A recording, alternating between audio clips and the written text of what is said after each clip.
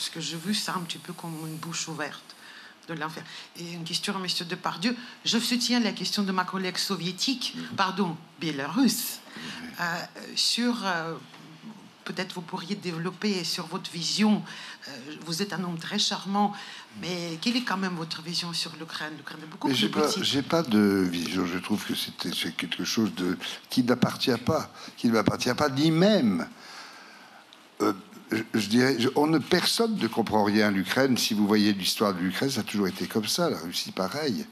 La Grande Russie aussi, pareil. Mais ça, je n'ai pas. Je trouve, comme tout le monde, choqué. Je connaissais très bien Viktor Yushchenko et j'adore aussi ce peuple ukrainien. Mais je trouve que les conflits sont pas du tout de mon ressort. Je sais pas du tout.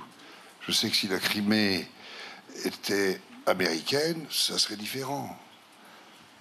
Bon, c'est dit. Voilà, mais autrement, oui, mais autrement,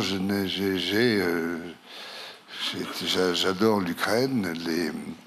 Je suis allé là-bas très souvent avec M. Viktor Yushchenko, et je vois Viktor Yushchenko encore, qui n'a jamais voulu le pouvoir. Ce qui était plaisant chez cet homme, c'est qu'il a pris le pouvoir les mains dans les poches. Il voulait pas. C'était un homme de finance. Et c'est tout. Mais on ne peut pas tenir un peuple comme... C'est très difficile de juger. De même que pour la Russie. Il y a tellement d'ethnies dans la Russie. Il y a tellement de choses qu'il faut... J'ai pas la prétention ni de connaître, ni d'être le porte-parole de quoi que ce soit.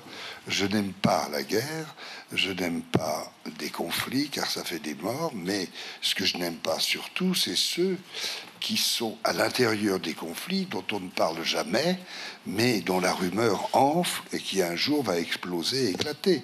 C'est tout. Maintenant, revenons